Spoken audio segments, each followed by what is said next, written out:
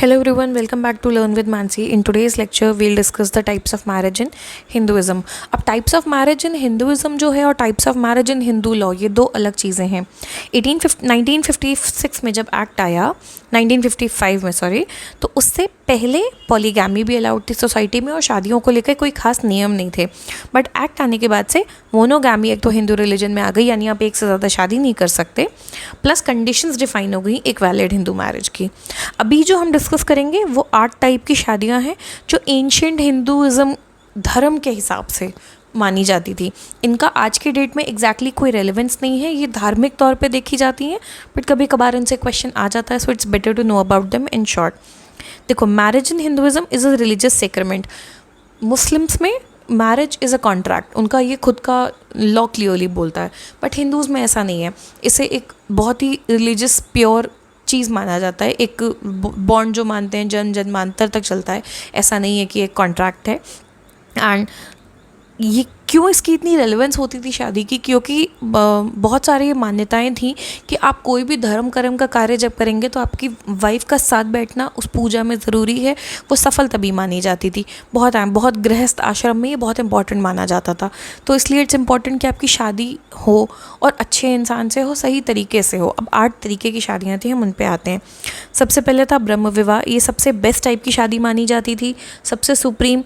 इसमें क्या होता था कि जो ब्राइड के फादर होते थे वो एक लड़का अपने पसंद से देखते थे जो उन्हें लगता था कि अच्छे कैरेक्टर का है, पढ़ा लिखा है, सही है, और उससे अपनी बेटी की शादी कर देते थे। Father selects a man well versed in Vedas, या बेसिकली उस समय के हिसाब से जो अच्छा पढ़ा लिखा था, और उसका कन्यादान करते थे।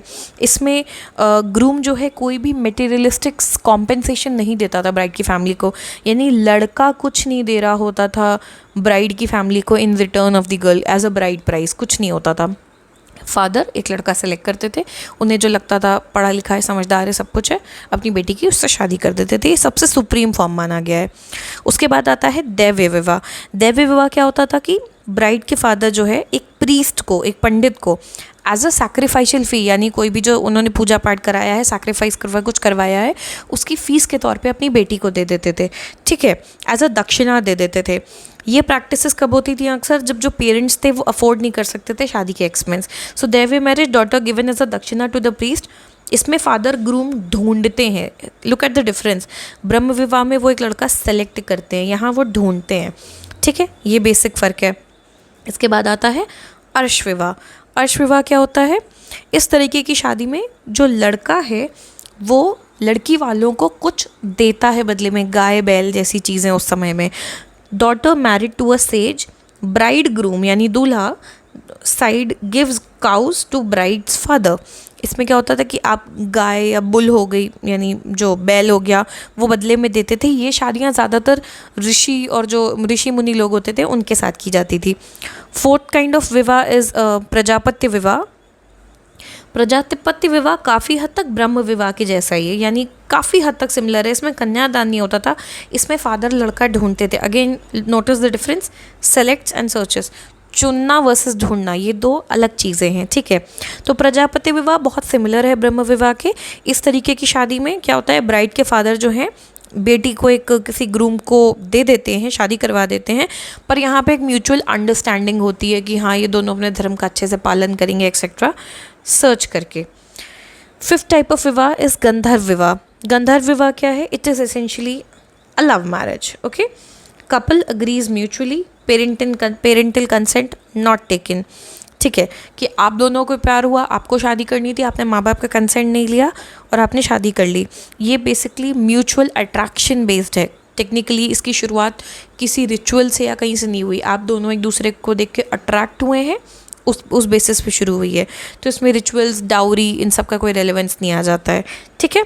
नेक्स्ट है असुर विवाह। ये शादियाँ जो टॉप 4 थी, ये बहुत एक्सेप्टेड फॉर्म्स ऑफ मैरिज माने जाते थे।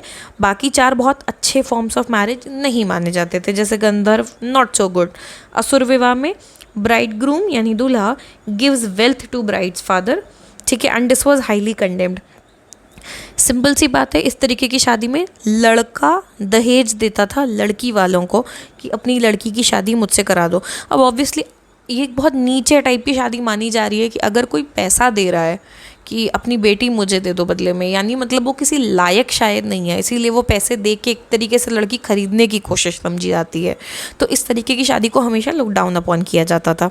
ठीक है, नेक्स्ट हम पढ़ते हैं राक्षस विवाह। राक्षस विवाह ऑब्वियसली और ख़राब फॉर्म था। ये एक फोर्स्ड शादी होती थी कि आपने लड़की को किडनैप कर लिया, एबडक्ट कर लिया और उसको फोर्सफुली शादी किया, मोस्टली उसकी फैमिली को बैटल में हरा के या ऐसा कुछ करके। और ये बहुत ही ब्रूटल फॉर्म ऑफ मैरिज मानी जाती थी एंड समाज इसे कभी अप्रूवल नहीं मानता था। पिशाच विवाह सबसे lowest form of marriage.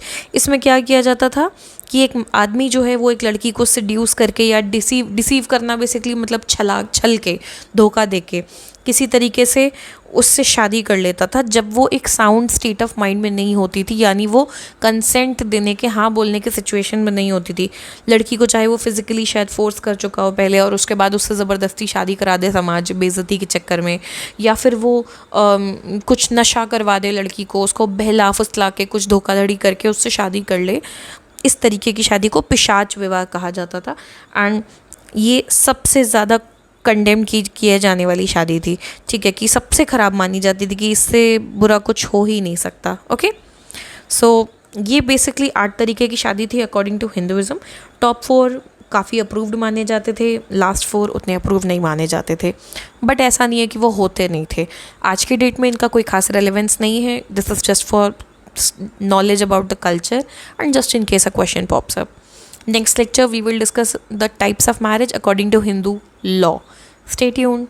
Bye bye.